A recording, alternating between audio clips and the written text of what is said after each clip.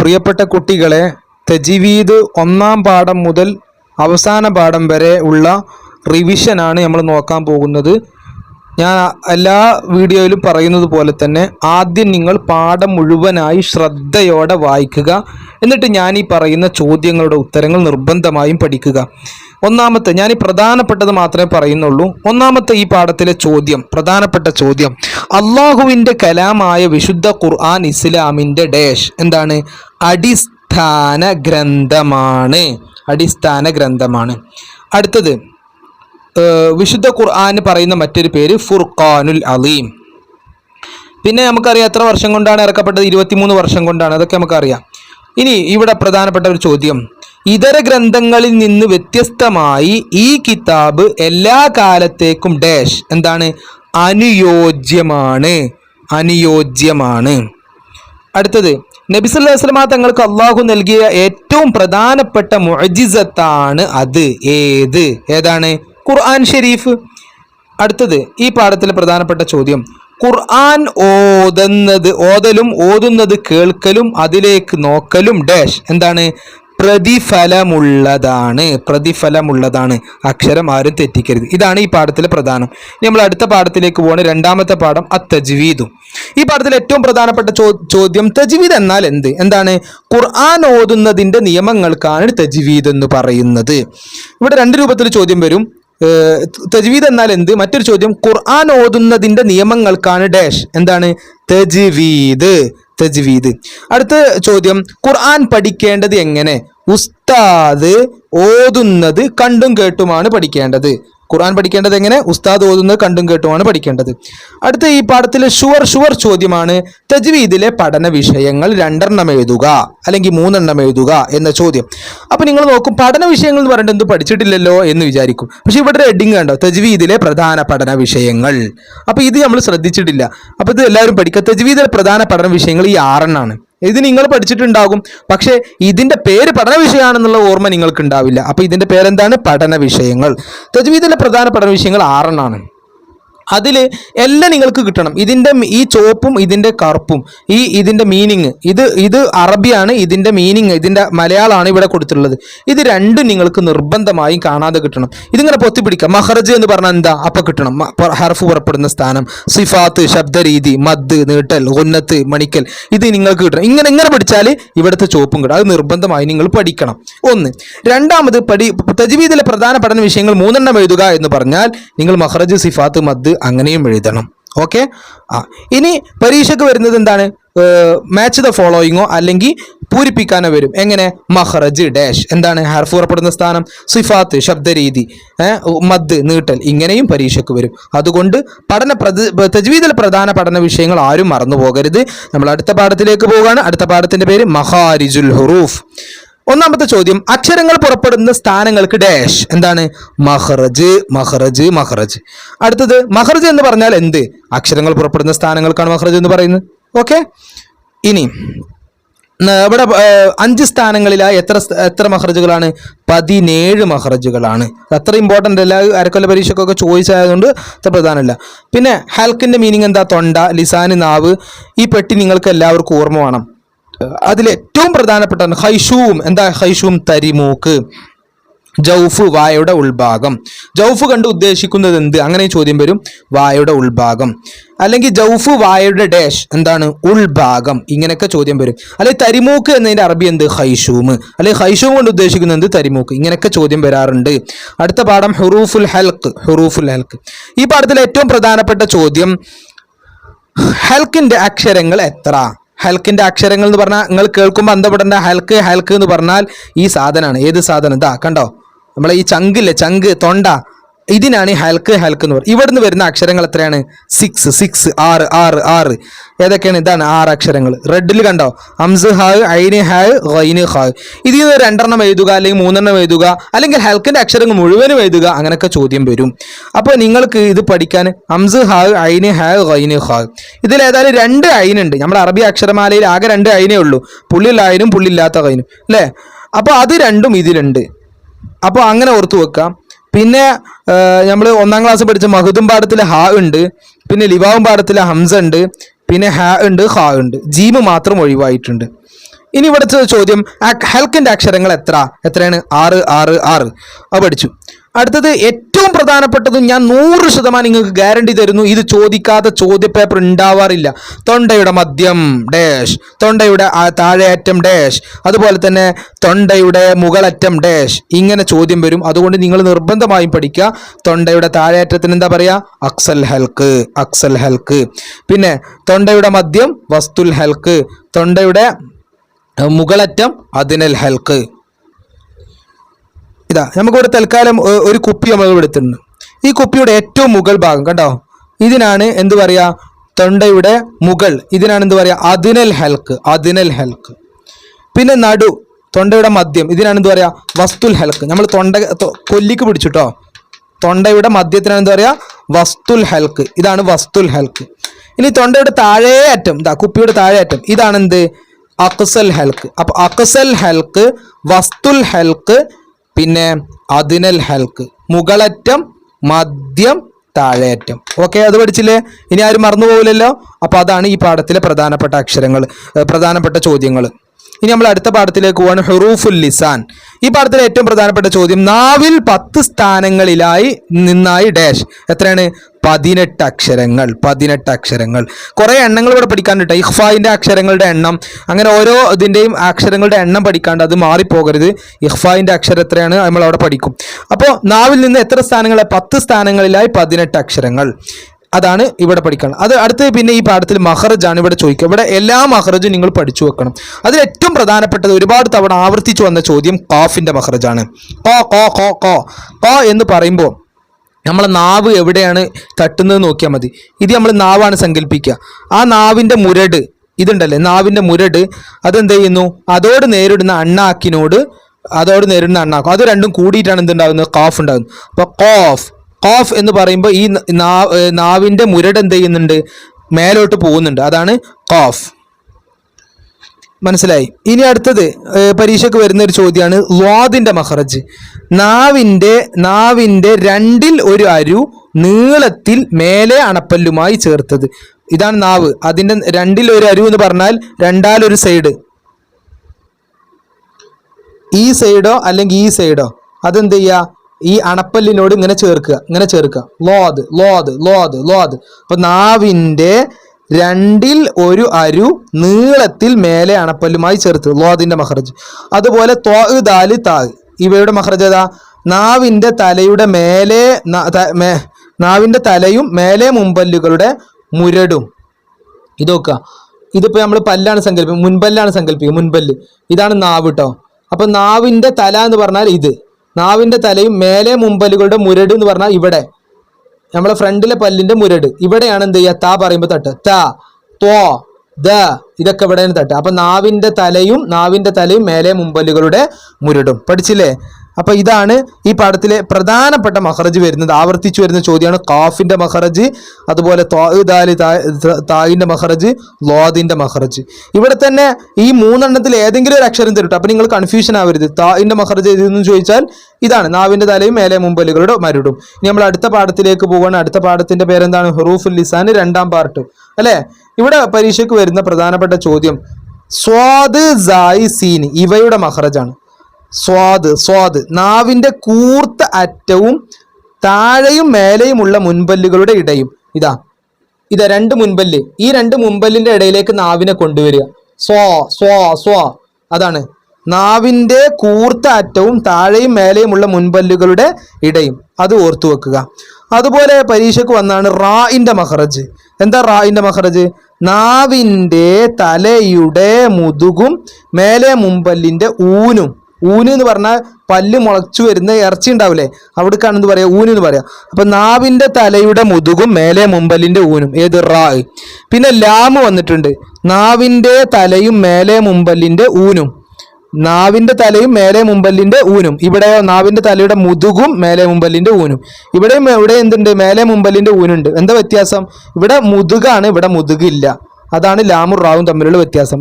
ലാമുർ റാവും കുടുംബക്കാരാണ് അല്ലേ, അയൽവാസികളാണ്. അപ്പൊ അത് പഠിച്ചല്ലോ. അപ്പൊ നമ്മൾ ഹുറൂഫുൽ ലിസാൻ 2ാം പാർട്ട് കഴിഞ്ഞ് നമ്മൾ അടുത്ത പാഠത്തിലേക്ക് പോവുകയാണ്. ഹുറൂഫു ഷഫത്ത്. ഈ പേര് കേട്ട് നിങ്ങൾ ആരും അന്തം വിടരുത്. ഹുറൂഫു ഷഫത്ത് എന്ന് പറഞ്ഞാൽ ചുണ്ട് എന്നർത്ഥം.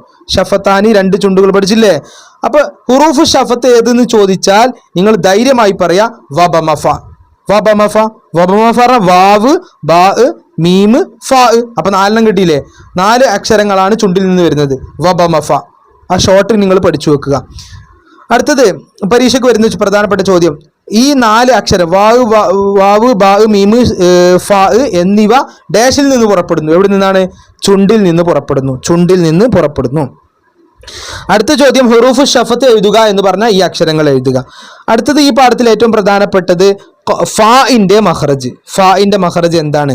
മേലെ മുമ്പല്ലിന്റെ തലയും താഴെ ചുണ്ടിന്റെ പള്ളയും. മേലെ മുമ്പല്ലിന്റെ തല, മേലെ മുമ്പല്ല് പറഞ്ഞാൽ ഇത്, അതിന്റെ തലയും താഴെ ചുണ്ടുണ്ടാവും, ഇവിടെ ചുണ്ടുണ്ടാവുമല്ലോ, ആ ചുണ്ടിന്റെ പള്ളയും. അപ്പോൾ നമ്മൾ ഫ എന്ന് പറയുമ്പോൾ നമ്മൾ ഈ മേലെ മുമ്പല്ല് എന്ത് ചെയ്യുന്നുണ്ട്? ഇവിടെ ടച്ച് ചെയ്യുന്നുണ്ട്. ഫ ഫ ഒന്ന് പറഞ്ഞു നോക്കല്ലേ? ഒരു ഫ ഫ ഫ. മേലെ മുമ്പല്ലിന്റെ തലയും താഴെ ചുണ്ടിന്റെ പള്ളയും. ഇതാണ് ഇവിടെ പഠിക്കാനുള്ള ഫാഇന്റെ മഖ്റജ്. പിന്നെ ചുണ്ടിൽ നിന്ന് പുറപ്പെടുന്ന അക്ഷരങ്ങൾ, അതാണ് ഈ പാഠത്തിൽ പ്രധാനം. നമ്മൾ അടുത്ത പാഠത്തിലേക്ക് പോവാണ്. എന്താണ്? ഹുറൂഫുൽ ജൗഫ്. ഇവിടെ പിന്നെ അല്പം അമർത്തി തൊടണം എന്നൊക്കെ ഉണ്ട്. ഇതൊക്കെ നമ്മൾ അരക്കൊല്ല പരീക്ഷയ്ക്ക് പഠിച്ചതാണ്. അതുകൊണ്ട് ഞാൻ അതിലേക്ക് പോകാത്ത. നിങ്ങളെല്ലാവരും പാഠം വായിക്കുമല്ലോ, അപ്പം നിങ്ങൾ മനസ്സിലാക്കും ഉത്തരങ്ങളൊക്കെ. അടുത്ത ഹുറൂഫുൽ ജൗഫ്. ഇത് കേട്ടാലും നിങ്ങൾ അന്തം വിടരുത്. ജൗഫ് എന്ന് പറഞ്ഞാൽ എന്താ? വായയുടെ ഉൾഭാഗം. ഹുറൂഫുൽ ജൗഫിന്റെ അക്ഷരങ്ങളുടെ ഷോർട്ട് ഞാൻ പറഞ്ഞത് ആവി.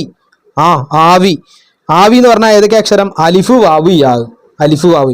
അപ്പോൾ ഹുറൂഫുൽ ജൗഫ് 3 ഏതൊക്കെയാണ്? അലിഫ് വാവ് യാ. ആവി ആവി ആവി. പഠിച്ചില്ലേ? ഹുറൂഫുൽ ജൗഫ് ആവിയായി. ഹുറൂഫുൽ ജൗഫ് എന്തായി? ആവിയായി പോയി. അങ്ങനെ ചിന്തിച്ചാൽ മതി. ഇനി ഈ പാഠത്ത് വളരെ സിമ്പിളായ പാഠമാണ്. ഇതൊക്കെ നിങ്ങൾക്ക് പാടെടുക്കാന്ന് പറഞ്ഞാൽ തന്നെ മോശമാണ്. ഫതഹിനെ നീട്ടാൻ അലിഫുണ്ട്, കസ്റിനെ നീട്ടാൻ യാ ഉണ്ട്, ലമ്മിനെ നീട്ടാൻ വാവുണ്ട്. ഇത് നമ്മൾ 1ാം ക്ലാസ് പഠിച്ചാണ്. ഇതൊക്കെ നമ്മൾ 3ാം ക്ലാസ്സിലോട്ട് ചോദിക്കുക എന്ന് പറഞ്ഞാൽ തന്നെ മോശമല്ലേ? അപ്പോൾ ഹുറൂഫുൽ ജൗഫ് എന്ന് പറഞ്ഞാൽ ജൗഫ് കൊണ്ട് ഉദ്ദേശിക്കുന്നത് എന്ത്? അതാണ് ഒരു ചോദ്യം. എന്താണ്? വായയുടെ ഉൾഭാഗം. വായയുടെ ഉൾഭാഗം ഒരു ചോദ്യം. രണ്ടാമത്തെ ചോദ്യം, ഈ അലിഫ് വാവ് യാ ഈ അക്ഷരങ്ങൾക്ക് പറയുന്ന പേരെന്ത്? മദ്ദിന്റെ ഹർഫുകൾ. മദ്ദിന്റെ ഹർഫുകൾ. പിന്നെ ഹുറൂഫുൽ ജൗഫ് എഴുതുക. ഏതാണ്? അലിഫ് വാവ് യാ പഠിച്ചു. പിന്നെ തെറ്റിതിരുത്താണ്ടാവും. ഫതഹിനെ നീട്ടാൻ കസ്ർ ഉപയോഗിക്കുന്നു. എന്ത് ചോദ്യമാണ് അല്ലേ? ഫതഹിനെ നീട്ടാൻ കസ്ർ ഉപയോഗിക്കുവോ? ഇല്ല. ഫതഹിനെ നീട്ടാൻ നമ്മൾ അലിഫാണ്. ഫതഹിനെ നീട്ടാൻ അലിഫുണ്ട്, കസ്റിനെ നീട്ടാൻ യാ ഉണ്ട്, ലമ്മിനെ നീട്ടാൻ വാവുണ്ട്. അത് ഓർത്തു വെക്കുക. അത്ര ഈ പാഠത്തിൽ പഠിക്കാനുള്ളൂ. നമ്മൾ അടുത്ത പാഠത്തിലേക്ക് പോകണം. അൽ ഗുന്ന. അൽ ഗുന്ന. ഒരുപാട് ചോദ്യങ്ങൾ ഇവിടെ, പ്രധാനപ്പെട്ട ചോദ്യങ്ങളുണ്ട്. ഒന്നാമത്തെ ചോദ്യം, ഷദ്ദുള്ള മീമിനെയും നൂനിനെയും നിർബന്ധമായും ഡാഷ് എന്താണ്? മണിക്കണം. മണിക്കണം. അടുത്തത്, മണിക്കൽ ഉണ്ടാവുന്ന എവിടെ നിന്നാണ്? വളരെ പ്രധാനപ്പെട്ട, ഇഷ്ടം പോലെ കൊല്ലം ചോദിച്ചിട്ടുണ്ട്. മണിക്കൽ ഉണ്ടാവുന്ന എവിടെ നിന്നാണ്? തരിമൂക്കിൽ നിന്നാണ്. തിരിച്ചും ചോദിക്കാം, തരിമൂക്കിൽ നിന്നാണ് ഡാഷ് മണിക്കൽ ഉണ്ടാവുന്നത്. അങ്ങനെയും ചോദിക്കാം. അടുത്തത്, തരിമൂക്കിന് ഡാഷ് എന്നും പറയും. എന്താണ്? ഹൈഷൂം തരിമൂക്ക്. ഹൈഷൂം തരിമൂക്ക്. അടുത്തത്, മണിക്കുന്നതിന് എന്താ പറയാ? ഗുന്നത്ത്. ഗുന്നത്ത്. ഗുന്നത്ത് മണിക്കുന്നത്. അടുത്ത്, മണിക്കേണ്ടുന്ന ഹർഫുകൾ മീമും നൂനുമാണ്. ചോദ്യം, മണിക്കേണ്ടുന്ന ഹർഫുകൾ ഏത്? മീമും നൂനും. അല്ലെങ്കിൽ തെറ്റിദ്ധരിത്താം, മണിക്കേണ്ടുന്ന ഹർഫുകൾ ലാമും റാവുമാണ്. ശരിയാണോ? അല്ല, മണിക്കേണ്ടുന്ന ഹർഫുകൾ മീമും നൂനുമാണ്. അതാണ് ശരി. അടുത്ത ഈ പാഠത്തിലെ പ്രധാനപ്പെട്ട ചോദ്യം, ഇരട്ട ഹറക്കത്ത്. ഏതാണ് ഇരട്ട ഹറക്കത്ത്? തൻവീന്. തൻവീന്. പിന്നെ അപ്പൊ തൻവീൻ എന്ന് പറഞ്ഞാൽ എന്താണ്? ഇരട്ട ഹറക്കത്ത്. പിന്നെ സുക്കൂനുള്ള നൂന് തന്നെയാണ് ഏത്? തൻവീൻ. എന്താണ്? തൻവീൻ. തൻവീൻ സുക്കൂനുള്ള നൂന് തന്നെയാണ്. ചോദ്യതാണ് തൻവീൻ ഡാഷ് ഇരട്ട ഹർക്കത്ത്. മറ്റൊരു ചോദ്യം എന്താണ്? സുക്കൂനുള്ള നൂന് തന്നെയാണ് ഡാഷ്. എന്താണ്? തൻവീന്. അടുത്തത്, കലിമത്തിന്റെ അവസാനത്തിൽ മാത്രമേ തൻവീൻ ഉണ്ടാവൂ. ചോദ്യതാണ് തൻവീൻ ഉണ്ടാകൂ എവിടെ? എവിടെയാണ്? കലിമത്തിന്റെ അവസാനത്തിൽ. അടുത്തത്, കലിമത്തിന്റെ അവസാനത്തിൽ മാത്രമേ ഡാഷ് എന്താ? തൻവീൻ ഉണ്ടാവൂ. അങ്ങനെയും ചോദ്യം വരും. വേറൊരു ചോദ്യം, കലിമത്തിന്റെ അവസാനത്തിൽ മാത്രമേ തൻവീൻ ഡാഷ് ഉണ്ടാവൂ. ഇങ്ങനെയും ചോദ്യം. പല രൂപത്തിൽ ഇവിടെ ചോദ്യം വരും. അപ്പൊ ഓർത്തു വെക്കുക, കലിമത്തിന്റെ അവസാനത്തിൽ മാത്രമേ ആര് വരുള്ളൂ? ഈ സാധനം. ഈ സാധനം ഇതെന്താ സാധനം? തൻവീൻ. തൻവീൻ. തൻവീൻ ഇതില്ലേ? ഇതാ തൻവീൻ, ഇത് തൻവീൻ അല്ലേ? അപ്പോ തൻവീൻ എവിടെ മാത്രമേ ഉണ്ടാകുള്ളൂ? മൂപ്പര് കലിമത്തിന്റെ അവസാനം, മൂപ്പര് ലാസ്റ്റ് വണ്ടിയാണ്. ലാസ്റ്റ് വണ്ടിയാണ് ആര്? തൻവീന്. അതുകൊണ്ട് തൻവീന് കലിമത്തിന്റെ അവസാനത്തിൽ മാത്രമേ ഉണ്ടാവൂ. അത് ആദ്യം പഠിച്ചു വെക്കുക. ഇനി തൻവീൻ ഉണ്ടാവൂ എവിടെ? അങ്ങനെ ചോദിക്കും. അപ്പൊ കലിമത്തിന്റെ അവസാനത്തിൽ. അടുത്ത കലിമത്തിന്റെ അവസാനത്തിൽ മാത്രമേ ഡാഷ് തൻവീൻ ഉണ്ടാവും. അങ്ങനെ തിരിച്ചു മറിച്ചൊക്കെ ചോദിക്കും. നല്ലോണം പഠിക്കുക. ഈ പാഠത്തിന് ഒരുപാട് ചോദ്യങ്ങൾ വരും. അടുത്ത ചോദ്യത്തിൽ പോവാണ്, അടുത്ത പാഠത്തിലേക്ക് പോവാണ്. അഹ്കാമുൻ നൂനി സാക്കിനത്തി വ തൻവീൻ അല്ലെ?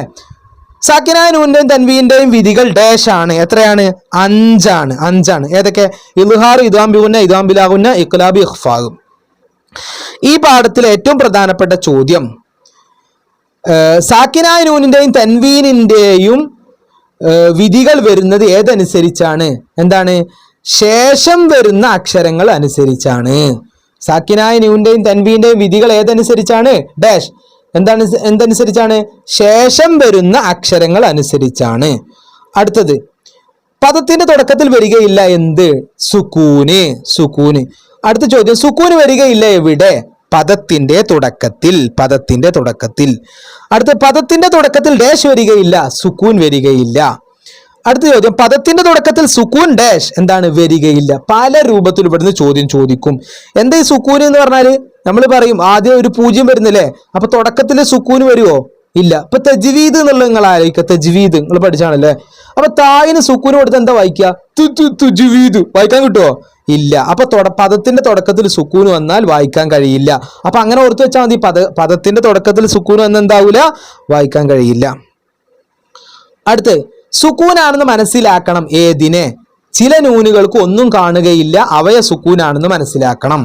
പഠിച്ചല്ലോ. അതാണ് ഈ പാഠത്തിലെ അടുത്ത ചോദ്യം, പ്രധാനപ്പെട്ട ചോദ്യം. ഇനി ഈ പാഠത്തിലെ ഏറ്റവും പ്രധാനപ്പെട്ടതും നിങ്ങൾ നിർബന്ധമായും പഠിക്കേണ്ടതും എന്തായാലും പരീക്ഷയ്ക്ക് ചോദ്യം വരുന്നു ഈ പെട്ടിയാണ്. ഈ പെട്ടി ഇല്ലാത്ത ഒരു കൊല്ല പരീക്ഷ ഉണ്ടായിട്ടില്ല. അതുകൊണ്ട് നിർബന്ധമായി പഠിക്കുക. എന്താണ്? ഇൽഹാർ ഡാഷ്. എന്താ?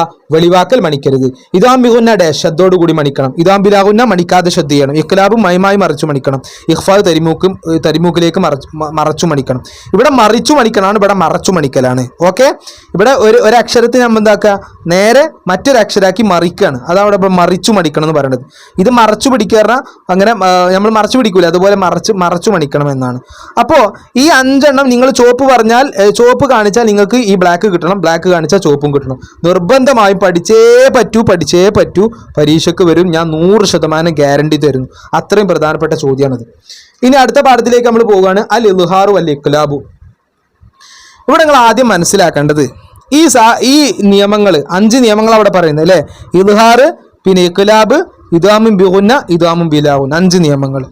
ഈ 5 നിയമങ്ങൾ എങ്ങനെ മനസ്സിലാക്കാം എന്ന് ആദ്യം നിങ്ങൾ മനസ്സിലാക്കിയാലേ നിങ്ങൾക്ക് ഈ പാഠത്തുനിന്ന് വരുന്ന ചോദ്യങ്ങൾ എഴുതാൻ കിട്ടുള്ളൂ. അപ്പൊ നിങ്ങൾ ആദ്യം മനസ്സിലാക്കേണ്ടത് ഇൽഹാറിന്റെ അക്ഷരങ്ങൾ എത്രണ്ണാണ്? ഇൽഹാറിന്റെ അക്ഷരങ്ങൾ 6 എണ്ണാണ്. അംസ്, ഹാ, ഐന്, ഹാ, ഗൈന്, ഖാ. ഈ 6 അക്ഷരങ്ങളാണ് ഇൽഹാറിന്റെ അക്ഷരം, അഥവാ തൊണ്ടയിൽ നിന്ന് വരുന്ന അക്ഷരങ്ങൾ. നമ്മൾ പഠിച്ചല്ലോ, ആ അക്ഷരങ്ങളാണ് ഇൽഹാറിന്റെ അക്ഷരം. അപ്പോ ഇൽഹാർ ഉണ്ട് എന്ന് എങ്ങനെ നമ്മൾ മനസ്സിലാകും? അത് സാക്കിനായ നൂന്. എന്താ സാക്കിനായ നൂന് പറഞ്ഞാൽ?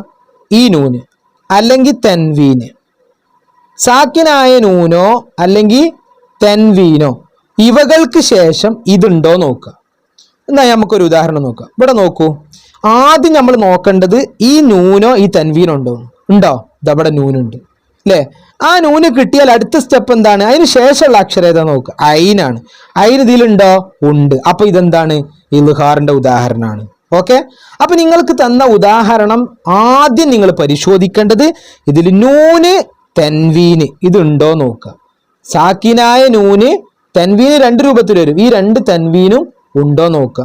അത് കിട്ടിയാൽ ശേഷമുള്ള അക്ഷരം ഏതാ നോക്കുക. ഇവിടെ നിങ്ങൾ പറയൂ, ഇവിടെ തെൻവീന് കണ്ടു. ഇതിന് ശേഷമുള്ള അക്ഷരം ഇത് ഐനാണ്. ഐൻ എന്തിൽപ്പെട്ട അക്ഷരമാണ്? ഇൽഹാറിന്റെ അക്ഷരമാണ്. അപ്പൊ ഇതെന്താണ്? ഇൽഹാറിന്റെ ഉദാഹരണമാണ്. പരീക്ഷയ്ക്ക് ചോദ്യം വരിക, നിങ്ങൾക്ക് തന്ന ഉദാഹരണം തന്നിട്ട് ഇത് ഇൽഹാറിന്റെ ഉദാഹരണമാണോ ഏതിന്റെ ഉദാഹരണമാണോ അവിടെ എഴുതി കൊടുക്കാനുണ്ടാവുക. പരീക്ഷയ്ക്ക് ഇങ്ങനെയും ചോദ്യം വരും, ഇൽഹാറിന് ഉദാഹരണം എഴുതുക എന്നും വരും. അപ്പൊ നിങ്ങൾ എന്ത് ചെയ്യണം? ഈ ഉദാഹരണം രണ്ടും കാണാതെ പഠിക്കുക. അൻഅംത അലൈഹിം ഫീ ജന്നത്തിൻ ആലിയ. ഇത് നിങ്ങൾ കാണാതെ പഠിക്കണം. അപ്പൊ ഈ പാഠത്തിൽ പ്രധാനപ്പെട്ട ചോദ്യം ഇൽഹാറിന്റെ അക്ഷരങ്ങൾ 6 ഏതെല്ലാം, പിന്നെ ഇൽഹാറിന്റെ ഉദാഹരണം ഏത്, 2 ഉദാഹരണം പഠിക്കുക. എന്തൊക്കെയാണ്? അൻഅംത അലൈഹിം ഫീ ജന്നത്തിൻ ആലിയ. ഇനി പിന്നെ ഒരു ചോദ്യം എന്താണ്? തന്നിരിക്കുന്ന ഉദാഹരണം ഏതിൻ്റെതാണ് തിരിച്ചറിയുക, അത് മനസ്സിലാക്കുക. എങ്ങനെ മനസ്സിലാക്കുക? ആദ്യം തപ്പി നോക്കേണ്ടത് നൂനും തൻവീനും ഉണ്ടോ നോക്കുക, ശേഷമുള്ള അക്ഷരം നോക്കുക. റെഡി. അടുത്ത് നമ്മൾ ഇഖ്ലാബിലേക്ക് പോവാണ്. ഇഖ്ലാബിന്റെ അക്ഷരം ആകെ ഒന്നേ ഉള്ളൂ. ഏതാണ്? ബ ആണ്. ഓർത്തു വെക്കുക. ഇഖ്ലാബ്, ബാ. ഇഖ്ലാബ് അവസാനം ബായിലെ ബാ ഉണ്ട്. അപ്പൊ ഇതാണ് ഇഖ്ലാബിന്റെ അക്ഷരം. ഇനി നോക്കുക, തന്ന ഉദാഹരണത്തിൽ നിന്ന് ഇക്ലാബിന്റെ അക്ഷരം ഉണ്ടോ, അല്ലെങ്കിൽ ഇക്ലാബ് ആണോ അല്ലെങ്കിൽ ഇൽഹാർ ആണോ എങ്ങനെ മനസ്സിലാകും? ആദ്യം നമ്മൾ ചെക്ക് ചെയ്യേണ്ട എന്താണ്? ഇതുണ്ടോ നോക്കണം. ഇതിലേതെങ്കിലും ഒന്നുണ്ടോ നോക്കുക. അത് കിട്ടിയതിന് ശേഷം ബാ ഉണ്ടോ നോക്കുക. നമുക്ക് യുംബിത്തുൽ നോക്കുക. ഇവിടെ നൂനുണ്ട് അല്ലേ, സാക്കിനായ നൂൻ, ശേഷമുള്ള അക്ഷരം ഏതാ? ബാ ആണ്. അപ്പൊ ഇത് എന്തിന്റെ ഉദാഹരണമാണ്? ഇക്ലാബിന്റെ ഉദാഹരണമാണ്. ആദ്യം നമ്മൾ നോക്കേണ്ടതാണ് നൂനുണ്ട് നോക്കുക. നൂനിന് ശേഷം ഏതാ അക്ഷരം? ബാ ആണ്. ഇവിടെ ഒരു കുഞ്ഞിമീം ഉണ്ട് അല്ലേ, ഓക്കെ, അത് നമ്മൾ നോക്കേണ്ട ആവശ്യമില്ല. അപ്പൊ ഇവിടെ ബാ ഉണ്ടല്ലോ, അപ്പൊ മനസ്സിലായി ഇത് ഇക്ലാബാണ്. ഇവിടെ തൻവീൻ ഉണ്ട്, തൻവീന് ശേഷം എന്തുണ്ട്? ബാ ഉണ്ട്. തൻവീന് ശേഷം ബാ വന്ന എന്താണ്? ഇക്ലാബാണ്. റെഡി. അപ്പൊ നിങ്ങൾക്ക് ഉദാഹരണം കിട്ടിയാൽ ആ ഉദാഹരണം ഇക്ലാബിൻ്റെതാണോ ഇൽഹാറിൻ്റെതാണോ എന്ന് നിങ്ങൾക്ക് ഇപ്പോൾ പഠിച്ചു കഴിഞ്ഞു. നിങ്ങൾ പഠിച്ചു കഴിഞ്ഞില്ലേ? പഠിച്ചു കഴിഞ്ഞു. അടുത്ത നൂനിന്റെയും തൻവീന്റെയും ശേഷം ഡാഷ് വന്നാൽ എന്ത് വന്നാലാ? ബാ വന്ന ഉദാഹരണമാണിത് അല്ലേ. പിന്നെ എന്ത് ചെയ്യണം? മറിച്ചു മണിക്കണം. ഇക്ലാബ് എന്താണ്? മറിച്ചു മണിക്കണം. അതാണ് ഈ പാഠത്തിൽ പ്രധാനപ്പെട്ടത്. ഇതെന്തായാലും വരും, ഉദാഹരണം തന്നിട്ട് അത് വേർതിരിക്കാൻ എന്തായാലും പരീക്ഷയ്ക്ക് വരും. അടുത്ത നോക്കുക, ഇദ്ഗാമും ബിഗുന്ന. ആദ്യം മനസ്സിലാക്കേണ്ടത് ഈ ഇൽഹാറിന്റെയും ഇക്ലാബിന്റെയും ഇദ്ഗാം ബിഗുന്ന ബിലാവിന്റെയും അക്ഷരങ്ങൾ ആദ്യം പഠിച്ചു വെക്കണം. അപ്പൊ ഇൽഹാറിന് 6 അക്ഷരമാണ് പഠിച്ചു, ഇക്ലാബിന് ഒരേ ഒരു അക്ഷരമേ ഉള്ളൂ, അതാണ് നമ്മളെ ബാ എന്ന് പറഞ്ഞു. ഇനി ഇദ്ഗാമും ബിഗുന്നക്ക് 4 അക്ഷരമാണ് ഉള്ളത്. അതിന്റെ ഷോർട്ട് ഞാൻ പറഞ്ഞുതരാം. നൗമി. ഞാൻ ഇപ്പൊ കുറെ ഷോർട്ട് പഠിപ്പിച്ചു അല്ലേ. എന്തൊക്കെയാ ഷോർട്ട് പഠിച്ചത്? ആവി പഠിച്ചു അല്ലേ. ആവി നിങ്ങൾക്ക് ഓർമ്മ ഉണ്ടോ? ആരാ ആവി ആയി പോയത്? ഹുറൂഫുൽ ജൗഫ് ആവി ആയി പോയി. പിന്നെ നമ്മൾ പഠിച്ചു എന്ത്? വബമഫ. അതെന്തിന്റെ അക്ഷരങ്ങളാ? അത് നമ്മളെ ചുണ്ടിന്റെ അക്ഷരങ്ങളാണ് അല്ലെ. അതേപോലെ ഇവിടെ ഒരു ഷോർട്ട് പഠിക്കുകയാണ്. ഇദ്ഗാം ബിഗുന്നന്റെ അക്ഷരങ്ങൾ നൗമി. നൗമിയിൽ ഏതൊക്കെ അക്ഷരം? നൂന്, വാവ്, മീമി, യാ. അപ്പൊ നമ്മൾ ആദ്യത്തെ സ്റ്റെപ്പ് എന്താണ്? നിങ്ങൾ മറന്നു പോകരുത്. സാക്കിനായ നൂനോ തൻവീനോ ആദ്യം കണ്ടെത്തണം. അപ്പൊ നമ്മൾ ആദ്യം നോക്കും. ഉദാഹരണത്തിൽ ഇതിൽ സാക്കിനായ നൂനുണ്ടോ ഇല്ലേ? നിങ്ങൾ പറ. ഉണ്ട്. എവിടെ നൂന്? ഇതാണോ? അല്ല, ഇതാ അല്ലെ. സാക്കിനായ നൂന് കിട്ടിയല്ലോ, കിട്ടി. ശേഷം അടുത്ത പണി എന്താ? ശേഷമുള്ള അക്ഷരം മീമാണ്. മീം എന്തിന്റെ അക്ഷരാണ്? ഇദ്ഗാമും ബിഗുന്നയുടെ അക്ഷരാണ്. നൗമിയിൽ പെട്ടല്ലേ മീമ്, അപ്പൊ മീം ഉണ്ട് ഇവിടെ. അപ്പൊ എന്ത് മനസ്സിലായി? ഇത് ഇദ്ഗാമും ബിഗുന്നയുടെ അക്ഷരമാണ്. അടുത്തവിടെ ഈ ഉദാഹരണത്തിൽ എന്തുണ്ട്? നൂനുണ്ട്, നൂനിന് ശേഷം മീമാണ്, അപ്പൊ ഇദ്ഗാം ബിഗുന്നയാണ്. ഈ ഉദാഹരണത്തിൽ തൻവീൻ ഉണ്ട്, കണ്ടോ? തൻവീനാണ്. ഒന്നില്ലെങ്കിൽ തൻവീൻ അല്ലെങ്കിൽ ന്യൂന നോക്കേണ്ടത് നമ്മള്, ഞാൻ പറഞ്ഞു. അപ്പൊ ഇവിടെ തൻവീൻ ഉണ്ട്, തൻവീൻ ശേഷം അക്ഷരം ഏതാണ്? മീമാണ്. അപ്പൊ എന്ത് ചെയ്യണം? ഇത് ഇദ്ഗാമും ബിഗുന്നയുടെ ഉദാഹരണമാണ്. അപ്പൊ നിങ്ങൾക്ക് ചോദ്യം ഇങ്ങനെ വരാം, തന്ന ഉദാഹരണം ഇദ്ഗാം ബിഗുന്നയാണോ ബിലാഗുന്നയാണോ എഴുതാനുണ്ടാവുക, അങ്ങനെ ചോദ്യം വരും. പിന്നെ ഇവിടുത്തെ ചോദ്യം ഇദ്ഗാം ബിഗുന്നയുടെ അക്ഷരങ്ങൾ 4 ഏതെല്ലാം. നമ്മൾ അടുത്ത ഭാഗത്തിലേക്ക് പോകണം. ഇദ്ഗാം ബിലാഗുന്ന ഈ പറഞ്ഞ പോലെ തന്നെ ബിലാഗുന്നന്റെ അക്ഷരം ആദ്യം പഠിക്കണം. ഏതൊക്കെയാണ് ബിലാഗുന്നന്റെ അക്ഷരം? ലാമ്, റാ. അപ്പൊ ഇദ്ഗാം ബിലാഗുന്നയാണെന്ന് എങ്ങനെ നോക്കുക? തന്ന ഉദാഹരണത്തിൽ ആദ്യം എന്ത് തപ്പി നോക്കണം? നൂനോ തൻവീനുണ്ടോ നോക്കുക. ഇവിടെ നൂനുണ്ട്, ഇവിടെ തൻവീനുണ്ട്, പക്ഷെ തൻവീന് ശേഷം ഇവിടെ അക്ഷരം കാണുന്നുണ്ടോ? ഇല്ല. അപ്പൊ ഇത് നമ്മൾ ഇതെടുക്കൂല. പിന്നെ ഇതാ നോക്കുക. ഇവിടെ നൂനുണ്ട്, നൂന് ശേഷം ഏത് അക്ഷരം? റാ ആണ്. റാ ആരുടേതാണ്? ബിലാഗുന്നയുടേതാണ്. അപ്പൊ ഈ ഉദാഹരണം എന്തിന്റെ ആണ്? ഇദ്ഗാം ബിലാഗുന്നയാണ്. ഫഹുവ ഫീ ഈശത്തിർ റാളിയ. അവിടെ എന്താണ്? ഇവിടെ തൻവീന് ശേഷം റാ ആണ്, അപ്പൊ ഇദ്ഗാം ബിലാഗുന്നയാണ്. പഠിച്ചല്ലോ. അപ്പൊ എല്ലാവരും പഠിച്ചു. അപ്പൊ ഉദാഹരണങ്ങൾ പഠിച്ചു നോക്കാം. മിം മർഖദിന മിമ്മാ ഇം മഹീം ഫീ കിതാബിൻ മുബീൻ മിർ റസൂലിൻ ഫഹുവ ഫീ ഈശത്തിർ റാളിയ. പരീക്ഷയ്ക്ക് 2 രൂപത്തിലെ ചോദ്യം വരിക. ഒന്നില്ലെങ്കിൽ നിങ്ങൾക്ക് ഉദാഹരണം എഴുതുക എന്ന് പറയും. ഇദ്ഗാം ബിലാഗുന്നക്ക് 2 ഉദാഹരണം എഴുതുക, അങ്ങനെ വരും. അല്ലെങ്കിൽ തന്ന ഉദാഹരണം ഇദ്ഗാം ബിലാഗുന്നയാണോ ബിഗുന്നയാണോ തിരിച്ചറിയുക. ഇങ്ങനെയായിരിക്കും ചോദ്യം വരിക. ഇതല്ലാതെ ചോദ്യം പാടുന്നുണ്ടാവില്ല. ഇനി നമ്മൾ ലാസ്റ്റ് പാഠത്തിലേക്ക് പോവാണ്. ഇഖ്ഫാ അല്ലേ. ഇഖ്ഫാവിന് ഞാൻ ഈ പറഞ്ഞ പോലെ തന്നെ ആദ്യം നമ്മൾ ഇഖ്ഫാന്റെ അക്ഷരങ്ങൾ നമുക്ക് നോക്കണം. ഇഖ്ഫാന്റെ അക്ഷരങ്ങൾ ഏതൊക്കെ? ഇതാ, ഇഖ്ഫായിന് 15 അക്ഷരങ്ങളുണ്ട്. എത്ര അക്ഷരങ്ങളുടെ ഒരു ചോദ്യമാണ്. ഇഖ്ഫായിന്റെ അക്ഷരങ്ങൾ എത്രയാണ്? 15. 15. ഇനി ഇഖ്ഫായിന്റെ അക്ഷരങ്ങൾ ഇതൊക്കെ ഇഖ്ഫായിന്റെ അക്ഷരം. ഇത് ഫുള്ള് നിങ്ങൾ കാണാതെ പഠിക്കണം. താ, സാ, ജീമ്, ദാല്. ഇത് ഇത് എളുപ്പത്തിന് പഠിക്കാനേ ഇത് 2 ഒരു ജോഡിയാക്കുക. അതുപോലെ ദാലും ദാലും ഒരു ജോഡിയാക്കുക. പിന്നെ സീനും ഷീനും ഒരു ജോഡിയാക്കുക. സ്വാദും ലോദും ഒരു ജോഡിയാക്കുക. തോവും ലോ ഒരു ജോഡിയാക്കുക. ഇത് 3 ഒരു ജോഡിയാക്കുക. ഇത് 3 മനസ്സിലായ? ഇനിയിപ്പോ ആരൊക്കെ ഒറ്റപ്പെട്ടിട്ടുണ്ട്? ജീമുണ്ട്, സായ് ഉണ്ട് അല്ലേ. അപ്പോൾ ഇങ്ങനെ ജോഡിയാക്കി പഠിച്ചാൽ ഇത് നിങ്ങൾക്ക് പെട്ടെന്ന് പഠിയും. ഈ 15 അക്ഷരങ്ങൾക്ക് കാണാതെ പഠിയും. മറ്റൊരു എളുപ്പ വഴി അതെന്താണ്? ഇദ്ഗാമും ബിഗുന്ന ബിലാഗുന്ന ഇഖ്ഫാ ഇൽഹാർ. ഈ ഇഖ്ഫാ അല്ലാത്ത ബാക്കിയുള്ളതിൻ്റെ ഒക്കെ അക്ഷരങ്ങൾ ഏതാണ്? ആ അക്ഷരം കഴിച്ച് ബാക്കിയുള്ള എല്ലാ അക്ഷരം ആരുടേതാണ്? ഇഖ്ഫായിൻ്റെതാണ്. അങ്ങനെ ഓർത്തു വെച്ചാൽ മതി. ഇവിടെ നിങ്ങൾ നോക്കൂ, ഇൽഹാറിന്റെ 6 അക്ഷരം, ഇഖ്ലാബിന് ഒരക്ഷരം, ഇദാം ബിഗുന്നക്ക് 4 അക്ഷരം, ഇദാം ബിലാഗുന്നക്ക് 2 അക്ഷരം. ഇത് കഴിഞ്ഞ് ബാക്കി ഏതൊക്കെ അക്ഷരങ്ങളുണ്ടോ അത് ഫുൾ ആരുടേതാണ്? നമ്മളെ ഇഖ്ഫായിൻ്റെതാണ്. അപ്പോൾ ഇഖ്ഫായിനാണ് കുറേ കുട്ടികളുള്ളത്, ബാക്കിയുള്ളവർക്കൊക്കെ കുറച്ച് കുട്ടികളുള്ളൂ. ഇഖ്ഫായിന് 15 കുട്ടികളുണ്ട്. ഇഖ്ഫാ നല്ലോണം പ്രസവിക്കുന്ന പെണ്ണാണ് കേട്ടോ. അപ്പോൾ അത് പഠിച്ചല്ലോ. പിന്നെ ഇഖ്ഫാ കൊണ്ട് ഉദ്ദേശിക്കുന്നത് എന്താണ്? നമ്മൾ നേരത്തെ ആ പെട്ടിയിൽ പഠിച്ചിട്ടുണ്ട്, തരിമൂക്കിലേക്ക് മറച്ചു മണിക്കുക, അതും പഠിച്ചു. പിന്നെ ഇവിടെ പഠിക്കേണ്ടത് ഇഖ്ഫായിന്റെ ഉദാഹരണങ്ങൾ 2 പഠിക്കുക. നിങ്ങൾക്ക് ഞാൻ പറഞ്ഞു പരീക്ഷയ്ക്ക് സാക്കിനായ നൂന് തപ്പ് ആദ്യം നൂനുണ്ട്, നൂന് ശേഷം ഏതാക്ഷരം? താ ആണ്. താ ആരുടേതാണ്? നമ്മളെ ഇഖ്ഫായിന്റെ കുട്ടിയാണ്. അപ്പോൾ ഇത് ഇഖ്ഫാ ആണ്. ഇവിടെ നൂന് ശേഷം താ ഉണ്ട്, അപ്പൊ ആരാണ്? അത് ഇഖ്ഫായിന്റെ കുട്ടിയാണ്. ഇവിടെ തെൻവീന് ശേഷം താ ഉണ്ട്, അപ്പൊ അതാരാണ്? ഇഖ്ഫാ ആണ്. അപ്പൊ അത് പഠിച്ചല്ലോ. അപ്പൊ എല്ലാവർക്കും എല്ലാം മനസ്സിലായി എന്ന് വിചാരിക്കുന്നു. തജ്വീദിലെ ഈ അവസാന ഭാഗമാണ് ഇഷ്ടം പോലെ പഠിക്കാനുള്ളത്. അത് നല്ലോണം പഠിക്കുക. 1-ാം പാഠം മുതൽ ഞാൻ പറഞ്ഞ ഭാഗങ്ങളൊക്കെ നല്ലോണം പഠിച്ചാൽ ഇൻഷാ അല്ലാഹ് നിങ്ങൾക്ക് തജ്വീദിൽ ഫുൾ മാർക്ക് നേടാൻ കഴിയും. അള്ളാഹു എല്ലാവർക്കും നല്ല വിജയം നൽകട്ടെ. അസ്സലാമു അലൈക്കും വറഹ്മത്തുള്ളാഹി.